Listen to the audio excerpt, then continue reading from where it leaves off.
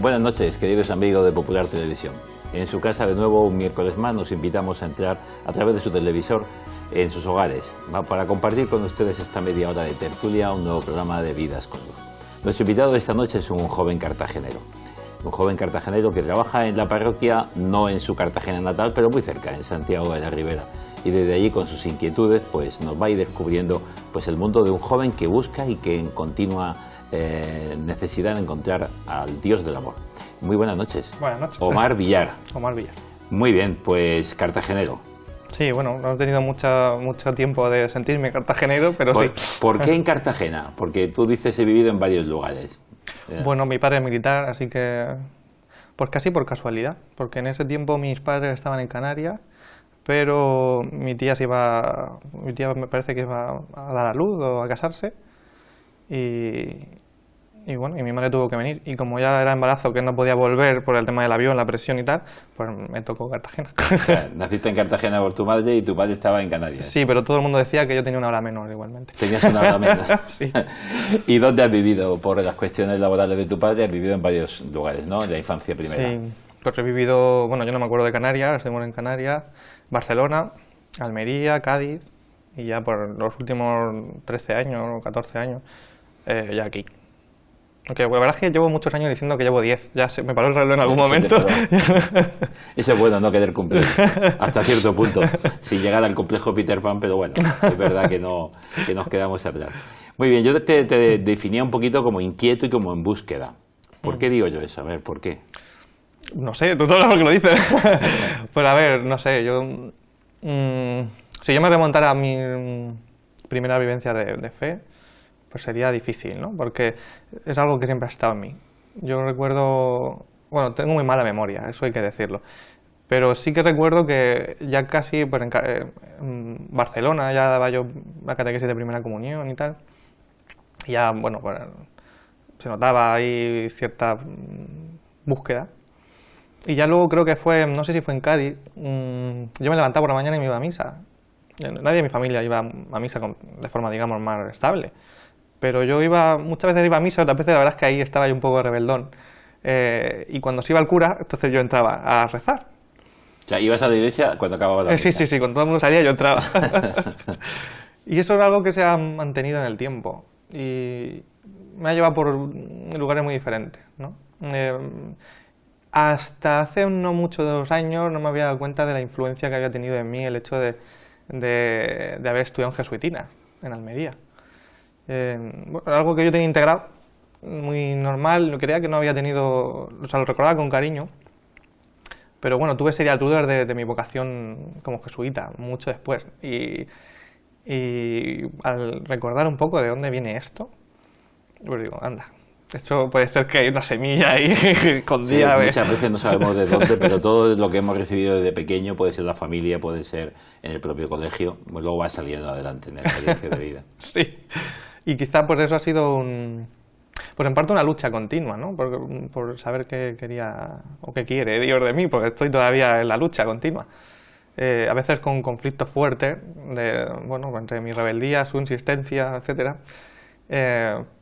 Y en esa frontera, ese quiebre, pues ha emergido mucha luz, ¿no? Pero bueno, no es mía. Pone Vidas con Luz, pero no es mía. Bueno, eso es nuestro programa. La luz en mayúscula de Dios que a través de nosotros sirve. Entonces, tu realidad hoy día, joven, soltero, sin compromiso. No. A ver, pues dices, estoy en búsqueda, a ver qué quiere Dios de mí. A ver, ahora mismo, yo creo que Dios me llama mucho a mi profesión, ¿no? O sea, llevo mucho tiempo intentando poner al servicio mis conocimientos, ¿cómo decirlo?, mis talentos, a una labor de humanización, ¿no? ¿Tú eres? Yo soy psicólogo. De profesión psicólogo. Y bueno, pues eso creo que ahora mismo es lo que más prima, ¿no? Quizá pues esa vocación religiosa está en segundo plano también porque, bueno, yo tenía mis necesidades afectivas que estaban en pugna quizá con esa vocación que yo me planteaba. Y bueno, pues ahora mismo estoy en dar espacio a esa afectividad. Creo que algo que me ha marcado mucho son los ejercicios de San Ignacio, que además lo hice aquí al ladico, ¿no? En la casa de ejercicio. Eso ha sido un regalo para mí, de libertad. el tener un encuentro personal con Dios, siguiendo la lucha. Ejercicio en silencio, ¿no? Ejercicio en la vida diaria, el de la vida un diaria. año y pico, ¿no? Porque hay varias versiones, ¿no? Del sí, mes sí. completo, de semanas, Sí. en total silencio, el de la vida diaria. Yo hice primero un par de fines de semana, diferentes momentos de mi Explica vida. un poquito esto porque cualquier espectador que nos puede escuchar dice, oye, es que yo no estoy, no tengo tiempo, no tengo la posibilidad para, o no tengo la capacidad, yo no, me meten dos días en un sitio y no aguanto. Eso de ejercicio de la vida diaria, ¿en qué consiste exactamente? Pues eso es una forma de hacer presente a Dios, ¿no? Esos ejercicios que a lo mejor son de un fin de semana, que para cierta gente que no está acostumbrada al silencio pueden ser un poco duros. Es una forma de hacer ese silencio en la vida cotidiana. Para mí son más bonitos que los del fin de semana, menos intensos quizá, porque cuando te vas de fin de semana luego vuelves a tu mundo y el mundo te absorbe otra vez, ¿no? Has hecho un paréntesis, pero todo sigue igual, ¿no? Sí. Pero el hecho de meter a Dios en tu vida el día a día hace que tú tengas tus 30, 40, 50 minutos al día de decir, oye, mira, Dios se hace presente en la cotidianidad de tu vida, ¿no? En las cosas más sencillas. Y tuve pues, muy bonitas experiencias, ¿no? De ver a Dios en lo más sencillo de mi vida diaria, ¿no? Y era al revés, ¿no? No era irme fuera para a veces huir incluso, sino al revés, Dios se hacía presente en mi vida y lo iba llenando todo de sentido, ¿no? Y eso para mí pues fue quizá pues una experiencia potente, ¿no? Bueno, pues ahora mismo quizá por eso no estoy quizá mi vocación la vivo de otra forma. Eso me llevó quizá a un momento de matar a Dios, entre comillas, ¿no? No a Dios, porque a Dios no se le puede matar, pero sí a la idea de Dios que yo tenía, que siempre va matándose y resucitando en mi vida, y me llevó pues quizá a una teología de la mística, ¿no? A un encuentro con ciertos teólogos que también son maestros zen, a ciertos teólogos jesuitas que trabajan mucho en el encuentro interreligioso.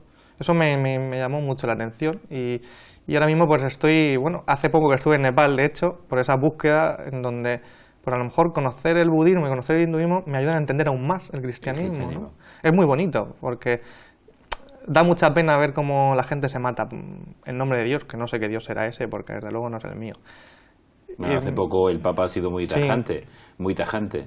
Sí. Nunca se puede decir en nombre de Dios hacer violencia contra el hombre. Eso es... Ha sido muy valiente por su parte, porque, en fin, se las trae... Es decir, lo ha dicho en un momento donde puede ser peligroso decir esas cosas. Pero, no sé, yo creo que superado un estadio mítico, ¿no? Como dicen algunos psicólogos, cuando uno se encuentra con el misterio, como dicen los místicos, yo creo que un místico, un budista, un místico cristiano o un derviche podrían conversar sin jamás llegar a una discusión, porque la experiencia de amor es la misma, ¿no? Una experiencia profunda. Vamos a empezar, estamos en un año místico por excelencia, ¿no? Recordando a Santa Teresa, la gran mística castellana, junto a Juan de la Cruz. Yo creo que podemos aprender mucho de ellos este año también.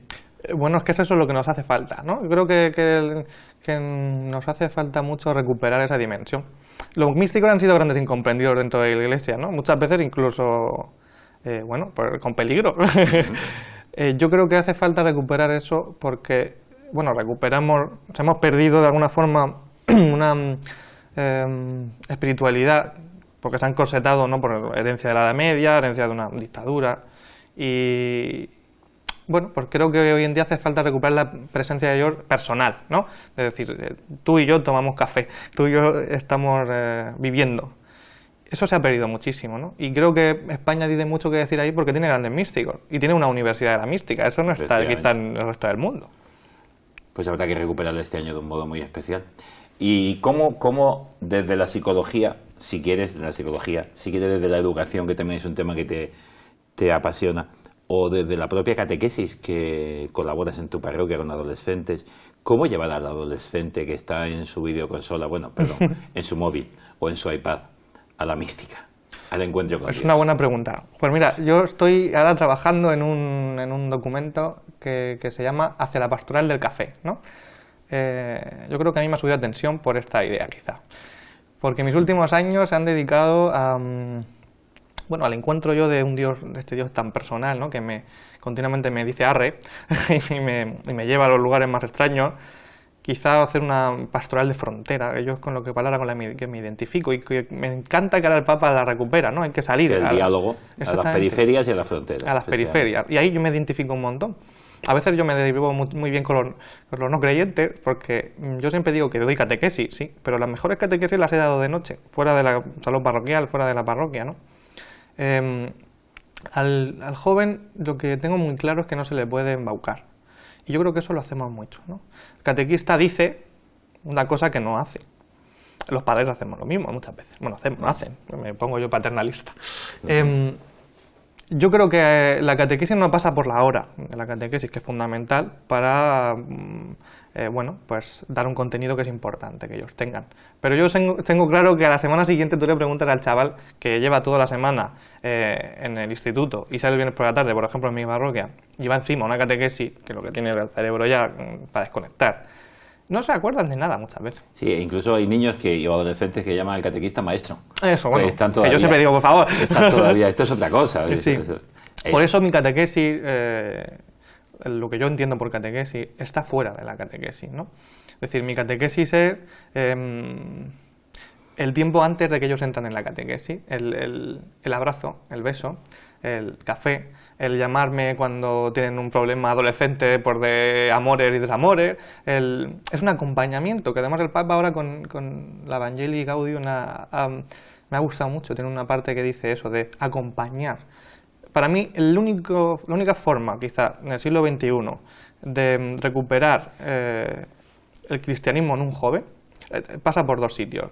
Uno es recuperar la experiencia personal de Dios, y la otra es este pastoral del café. La cercanía y la amistad. Es decir, es el amor el que convierte. Jesús no daba grandes discursos, sino las mesas de Jesús, eso es lo que evangeliza. Y además nosotros tenemos siempre decimos que en España que cualquier gran negocio se ha hecho en una mesa. Sin duda. Las comidas de trabajo, las escenas, sí. Pues la catequesis de trabajo, como tú dices, el café. Aquí hay una foto, pero esto no es Cartagena, ni es Santiago de la Ribera. Sí, eso es Santiago de la ¿Sí? Ribera. Sí. Eso es de nuestra campaña de Cáritas. Efectivamente, la campaña de Cáritas. Quería que nos contaras porque tú tienes una experiencia en Bolivia también. Ah, sí, sí. No es una misión, pero sí un conocimiento de una realidad que también te transformó en la vida, ¿no? Pues sí, yo he ido a Bolivia 2 veces. Ahí estaba Macario. Ese es Macario, sí. Macario. La primera vez que yo fui a Bolivia creo que es en 2008, y ahí sí que fue una misión, entre comillas, ¿no? Fue una necesidad de experiencia de pobreza, ¿no? Siempre Dios me ha llamado a los extrarradios, ¿no? Y muchas veces, pues, bueno, por una de las cosas que me ha llamado mucho la atención siempre son las personas de la calle. Y bueno, he hecho a veces un poco de locura metiéndome ahí en esa llamada, por a veces me he metido en peligrosidades y he metido a gente en peligrosidades, ¿no? Porque en eso quizás soy un poco radical. Pero yo necesitaba una experiencia de pobreza real, ¿no? Y me embarqué aquí después de conocer a Pepe Fuentes, que me pareció una persona... Sacerdote murciano que lleva ya muchísimos años en Bolivia, en el Alto. Sí, y me sentí como en casa, claro, estaba lleno de murcianos. Pues me embarqué en este viaje y, bueno, conocí a este hombre. Macario era una persona que estaba en silla de ruedas sin ninguna movilidad. Y ahí es donde me di cuenta de algo que yo ya intuía, ¿no? Que yo no iba a hacer misión a ningún sitio, sino que ellos iban a hacer misión en mí. Este hombre a lo mejor se podía tirar 3 días sin ir al baño, sin comer, porque no tenía nadie que lo llevara, ¿no? Y él tenía una experiencia de Dios muy, como decía, muy sencilla. Muy simple. Para él, la persona que llegaba un tercer día y lo llevaba al baño a hacer sus necesidades o a beber agua, eso era un ángel, el Señor, para él, ¿no? Y él me mandó un poco una misión, que fue, bueno, él quería hacer una casa para gente minusválida, bueno, pues por problemas físicos sobre todo, que allí están totalmente desatendidos. El Alto, además, por su geografía, pues una silla de ruedas es bastante complicado. Y yo cojo esta idea cuando la llevo a mi parroquia y embarco en esta aventura a todos los jóvenes de mi parroquia haciendo el proyecto Macario, que era más o menos sacar dinero para poder hacer realidad este proyecto, ¿no? Y cuando fui en 2012, ya esta vez con José Antonio Cano, con la Escuela Javier Azagra, a hacer una labor muy diferente. La Escuela de Tiempo Libre de la Diócesis. Yo soy formador ahí con el tema sobre todo las temáticas de psicología, etcétera. Y cuando fuimos allí, pues tuve la bonita experiencia de que la casa ya estaba inaugurada. Y de tu parroquia, Santiago de la Ribera, había ayudado bastante. Sí, A esta. sí. Es decir, que tú vas allí un tiempo, ¿un mes? ¿Cuánto tiempo? Sí, un mes, las 2 veces que he estado. Un mes, y como tú dices, fuiste tú misionado, especialmente por Macario y por alguno más, y vuelves con el proyecto Macario. ¿Y qué se siente cuando vuelves 4 años después y ves aquello realizado? ¿Qué pasó en tu corazón? Hombre, pues...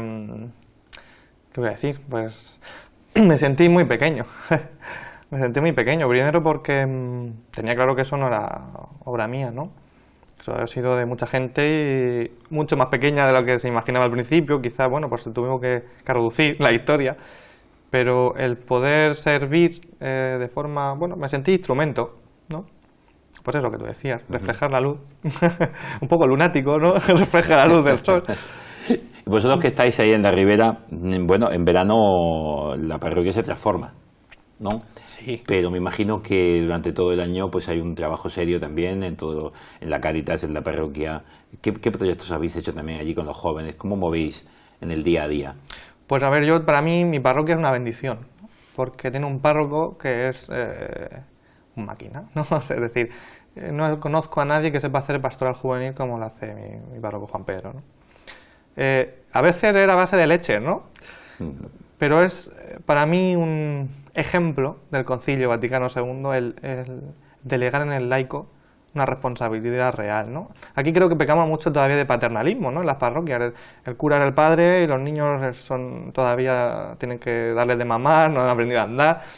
Pero eso en los dos sentidos. ¿El qué, perdón? Que en los dos sentidos. Yo he tenido experiencias en los dos sentidos. ¿Cuál es la otra? Experiencia de que me han dado posibilidad siendo laico de hacer, y experiencia siendo sacerdote de que me pedían que estuviera con ellos y yo decía, hacedlo vosotros. Exactamente. O sea que también ellos como que no quieren crecer. Sí, es cierto. Da la impresión. Vamos, totalmente. No hay un síndrome de Peter Pan en el laicado. Eso es cierto. Pues Juan Pedro, enseguida que vino, pues fue organizando lo que ahora a día de hoy yo siento como una comunidad juvenil, ¿no? Donde poco a poco, pues yo ¿qué tenía yo? 15 o 16 años y enseguida me tocó ser coordinador de poscomunión, luego me tocó ser secretario del Consejo Pastoral, en fin, coordinar mi historia. Yo siempre bueno, mi labor de psicólogo enseguida pues es muy, muy vinculado al tema de lo humano, de cuidar al cuidador, ¿no? Los proyectos son miles, ¿no? A veces somos todos pluriempleados, como siempre digo. Hoy mismo hemos descargado 9 toneladas de alimentos en Cáritas esta mañana. En la iglesia estamos todos para todos. Claro que sí. Todos para todos.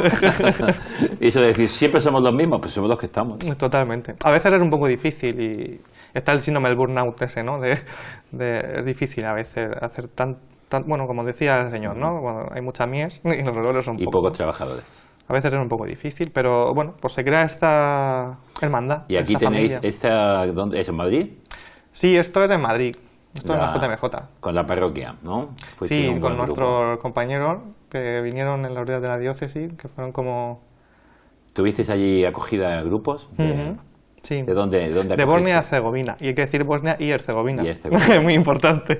Eso os lo enseñaron ellos. Nos lo enseñaron ellos, sí. La JMJ también fue una experiencia, ¿no? Yo había estado en Alemania ya.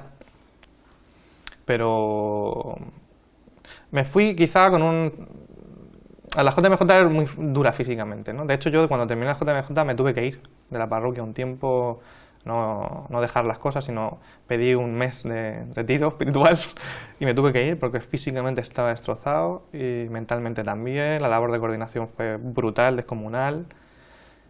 Y a pesar de todo eso, ¿no? Cuando ya uno yo siempre digo que las luces del Evangelio están en el culo, en el sentido de que uno entiende las cosas cuando ya han pasado, ¿no? Como le pasa a los discípulos cuando ya el Señor resucita y dicen, anda, leche, esto es lo que decían. Ahora, claro. Pues esto lo pude ver después, ¿no? La labor de siempre que tenía.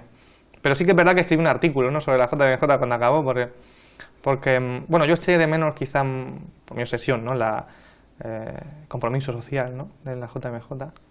Que hubo en los días de la diócesis, eso sí. Disfruté mucho más los días de la diócesis. Y quizá pues a veces la labor de la continuidad esa, ¿no? A veces creo que pegamos mucho de consumistas de experiencias, ¿no? De repente, ¡pum!, actividad. Y la parroquia nos pasa continuamente, ¿no? Eso lo he aprendido mucho con los ejercicios, ¿no? ¿Cómo es? No lo mucho arte satisface, sino gustar y sentir internamente. Es decir, no se trata de hacer muchas cosas. Es necesario experiencias, pero luego hay que llevarlas, sedimentarlas, madurarlas. ¿Dónde te lleva esto? Lo que en otras cosas se dice evaluar lo hecho, ¿no? Sí. Pero más allá de evaluar es decir, ¿y ahora por dónde? ¿Ahora por dónde? Y este año, bueno, pues de toda esta labor parroquial salió una asociación que se llama el Foro Juvenil. Lo que intentábamos era recoger a esta gente que se confirma, como siempre decimos, coño, se confirman y se van, ¿no? Siempre decimos esa broma. Pero es que también es verdad que no tenían una plataforma de llegada. Ahora nos dábamos cuenta de que el joven confirmado estaba en un limbo en su casa, en su vida, pero también en la parroquia. Que necesita una referencia. Y ahí surge el foro como una especie de rotonda donde un joven puede estar dando vueltas hasta que decide qué carreta ir a coger. Oye, pues mira, yo me veo como catequista, yo me veo en Cáritas, yo me veo... Y nos dedicamos a hacer una estructura de cuatro bloques, ¿no? Un día partía un poco de la experiencia de las primeras comunidades, pues un día formación, otro día, y eso para mí era fundamental, trabajo personal, antropológico y humano, donde uno se veía sus neuras. Ahí está el psicólogo, ahí está el psicólogo. Claro, porque es fundamental, es decir, si tú vives en comunidad realmente, la convivencia, si tú tienes pinchos, te los clavas a todo el mundo. Entonces, el poder ver cuáles son tus pinchos, eso es fundamental, ¿no? Y creo que Jesús fue un gran terapeuta, ¿no? Para mí es un referente también como terapeuta. Formación, comunidad también, es decir, el trabajo, este tipo de cosas. ¿Y qué era lo otro? Y oración, claro. Oración. Esos son nuestros 4 pilares. Y a día de hoy pues continuamos un poco, a veces es difícil. ¿Hay un grupito qué número de más o menos estable? Pues no es estable porque la juventud no es estable. Ya, bueno, habrá un número ahí, lógicamente. Depende, que un día siempre intentamos que haya un por de personas que... Es un lugar abierto donde cualquier joven puede traer un amigo, luego la semana siguiente pues falla por cualquier circunstancia, pero ahí está. Y luego, pues en toda esta línea... ¿Qué días son? Porque si alguien los está viernes cerca, por la tarde. Claro, pues si alguien está cerca de Santiago de la Ribera, sí, sin duda alguna. Es algo muy abierto. Viernes en la tarde, hora... Sí, normalmente o a las 8 o a las 9, en función de... Todavía no hemos programado pues la parroquia. Cualquier joven que nos esté escuchando, está o adulto abierto, que envía a cualquier joven sin duda un alguna. foro abierto. ¿Tiene el nombre de este foro? Se llama Foro Juvenil. Foro Juvenil. Nada, tiene apellido. Es un foro porque intenta recuperar el foro romano, ¿no? El hecho de hablar. Yo estoy en Cáritas a lo mejor, pero como estoy quemado, pues en el foro yo puedo hablar de mi experiencia de Dios con los pobres, o de mi experiencia de Dios como maestro, o como profesor, o como estudiante, o como sea, que yo sea. Yo creo que he ido haciendo una labor de... digamos, yo creo que me he ido llamando a las fronteras del mundo de forma cada vez más, y de hecho este año pasado, pues a partir del foro creamos otra asociación que emergió del gabinete, ¿no? Cuando yo empecé a trabajar me di cuenta de una realidad, que es que la psicoterapia es fundamental, la salud mental es un derecho, pero realmente no todo el mundo ni puede costeárselo. Si pides cita, pues te dan para 3 meses.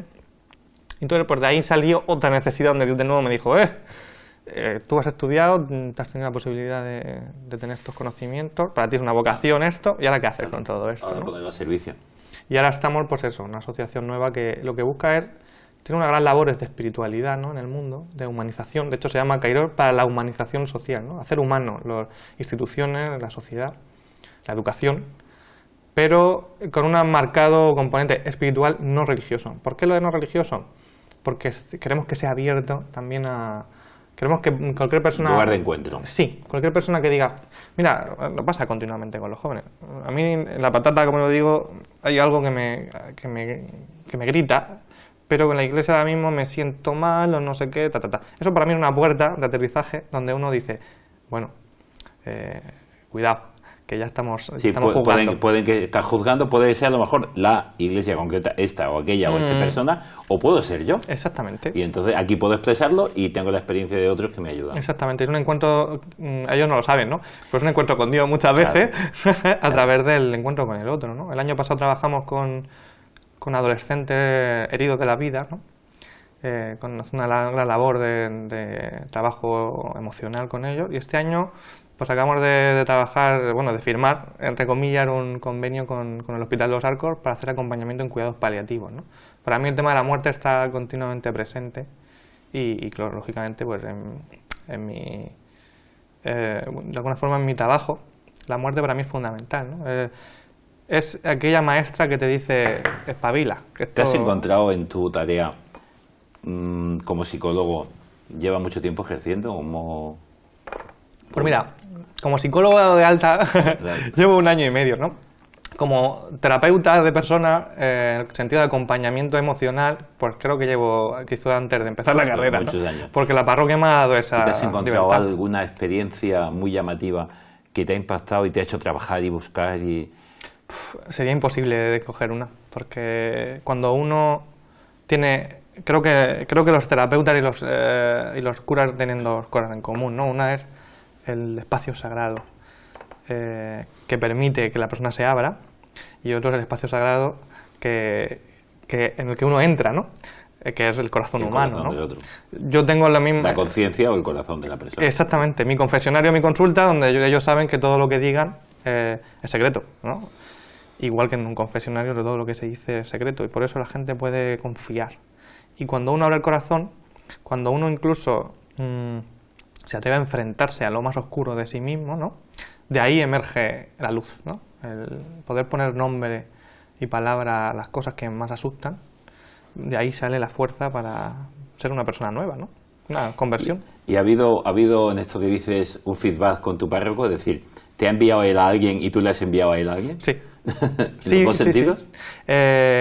Él alguna vez me envía porque yo tengo un contrato, entre comillas, yo intento que Caritas siempre tenga una persona de Caritas en la consulta a la que no le cobro, ¿no? Como una manera de pues esa patata que siempre está ahí pidiendo más, ¿no? Y yo muchas veces pues detecto en la consulta por ciertas dudas que a lo mejor son de carácter religioso, ¿no? Creo que es más, y está demostrado científicamente, los artículos dicen que es mucho más probable que un cura mande a un psicólogo, una persona que se detecta en la confesión que ahí hay un componente a lo mejor obsesivo o patológico, que al revés, muy pocos psicólogos mandan a un religioso, pues a alguien, por sus necesidades religiosas o espirituales. Pero quizás porque no inciden en ese aspecto. Pues mira, porque la psicología, la mayoría, por lo menos la académica, es muy atea. Es decir, por desgracia, se ha perdido mucho. Yo estoy sorprendido porque llevo muchos años en la universidad luchando en primera fila por recuperar la espiritualidad del ser humano como algo... Se ha querido hacer la psicología, digamos, y verla como una, científica y médica, un elemento, y se ha desvirtuado al hombre en su aspecto espiritual. Y si ese aspecto no está bien curtido, pues luego vienen fobias, vienen filias, vienen pues como tú dices, neuras. Para mí la espiritualidad es un elemento más, una dimensión más del ser humano, seas creyente o no. Es decir, no estamos hablando de ser religioso, estamos hablando de ser espiritual, que es algo mucho más amplio. Hay gente que aterriza su espiritualidad en la religiosidad, y gente que no lo hace, o porque no sabe, o porque no puede, o por lo que sea, ¿no? Pero por desgracia se ha amputado eso. Y yo he luchado continuamente como estudiante en la universidad por eso. Ahora que yo ya trabajo y tal, es curioso que se está recuperando por el tema de la meditación. Es decir, ahora que se están metiendo los budistas en los tubos de resonancia magnética, se está viendo que la gente que medita tiene cambios estructurales en el cerebro, ¿no? Pues claro, la gente que ora, la gente que tiene contemplación también. ¿Cuántas veces han dicho que aquel que de verdad puede acercarse al templo dice que envejece más tarde, que tiene menos problemas? Lógicamente, si uno entra en una paz de relación con Dios y de aceptación de muchas cosas y de superación de problemas y de eliminación de estrés, lógicamente te lleva a una terapia prácticamente médica, ¿no? Exactamente. Sí, esa es la historia. Se nos acaba muy rápido el tiempo en televisión, esto es, y tendríamos muchas aristas, pero no sé, ¿ha quedado algún aspecto que tú quieras destacar, volver a destacar, volver a dar? Ahí está con Juan Pedro, ¿no? Claro, ahí está mi amigo y cura, como yo digo, en Israel, en Qumran. En Qumran. Sí, yo en vez de irme de viaje de estudios cuando acabé la universidad me fui a Israel. De viaje de estudios a Israel. Ese fue mi viaje de estudios. La experiencia de Tierra Santa y de aquellos lugares, ¿qué supuso? Pues tanto en Nepal como en Israel tengo una experiencia común, y es que no se debe de buscar la espiritualidad fuera, está dentro. Pero aún así, Israel tiene un encanto que te enamora, y si eres capaz de no ser un fetiche de ahí fue donde puso la piedra, no sé qué, no sé cuánto, más allá de eso. Si te vas de ahí, es un encuentro muy bonito. Tiene magia y siempre quieres volver. Eso dice que hay que saber ir, no en plan turista, y de fotografía de lugares, como lo has dicho, fetichista, sino con alguien que te introduzca en lo que en ese lugar en ese sitio, porque al final Jesucristo es la encarnación de Dios, y claro, la encarnación es el ser humano, eso es lo que tocamos cada día. Porque también podemos quedarnos toda esa espiritualidad en una espiritualidad desencarnada. Sí, eso es. Y esa es a donde nos lleva. Pues a vivir como un angelismo que no va a ninguna cosa, a ningún sitio. Tú has dicho todo lo contrario, es una espiritualidad de encarnación. Sí, es para mí un término fundamental para la consulta, porque me gusta trabajar con el cuerpo para encarnar esa espiritualidad. Muy bien, pues si quieres darnos un mensaje, no pongas publicidad de tu clínica, pero un poco una invitación a jóvenes que nos escuchen, a gente mayor que nos escuche, que piense de los jóvenes. A mí me molesta muchísimo, lo digo muy a menudo, cuando la gente dice, es que los jóvenes de hoy, primero les digo, se te olvidó cuando tú eras joven. Eso para empezar. Y segundo, los jóvenes de hoy es una expresión tan general. ¿Cómo ves tú la juventud hoy? Pues mira, yo trabajo con jóvenes y ciertamente a veces me desespero con ciertos aspectos, pero creo que hay una gran labor del espíritu en los jóvenes, ¿no? Creo que no me auno a ese tipo de argumentos fatalistas, me parece que es un equívoco. Creo que hay esperanza, y creo que tenemos una juventud formada y llena de valores. Hay de todo, como en todos sitios, pero creo que hay una juventud llena de valores. Que a lo mejor lo que necesitan simplemente es darle 4 señales de marcarles por donde las pautas. Y a veces solo escucharle. Es una gran labor en terapia escuchar al cliente, porque a veces él sabe lo que necesita. Y muchas veces creemos que sabemos la necesidad del otro y bueno, a lo mejor solo tenemos que escuchar. No te voy a contar una experiencia de hace años, yo no era sacerdote todavía, pero después de una conversación de 3 horas y media, al final la pregunta fue, ¿y tú qué dices? ¿Qué tengo que hacer? Mi respuesta fue, te lo has dicho tú desde hace 3 horas. Tú misma estaba dando vuelta, fue una chica que un problema grave que tenía, y después de me pidió consejo tras explicármelo durante 3 horas y media. Solo le contesté, te lo has dicho tú misma, deja ya de dar vueltas. Cuando alguien consulta me preguntan, bueno, ¿qué hago? Dime tú. Digo, no sé qué hacer yo con mi vida, vas a saber qué hacer con la tuya. Solo me faltaba eso. Ya lo has sacado fuera, pues aquí lo tienes. Omar, muchas gracias. Muchas gracias por este rato que hemos compartido. Muchas gracias por tu tarea, por tu trabajo. Bueno, de eso, digamos, gracias a Dios, hay que dársela siempre. Que sigas trabajando, que sigáis en la parroquia en la Ribera, pues ofertando tantas historias y tantos lugares para jóvenes, y que bueno, que el Señor pues un día te diga, oye, pues no lo hiciste mal, así que, y que te dé, como tú dices, no sé qué hacer con mi vida, que el Señor te diga claramente que quiere de ti y te siga conduciendo como a tantos lugares te ha conducido. Eso espero. Muchas gracias. Y a ustedes, señoras y señores, muchísimas gracias. Un miércoles más nos invitamos a su casa. Ya saben, nosotros llamamos, ustedes ponen la televisión. No cambien de canal. El próximo miércoles, si quieren, a la misma hora, en Vidas por Luz, les encontramos. Muy buenas noches.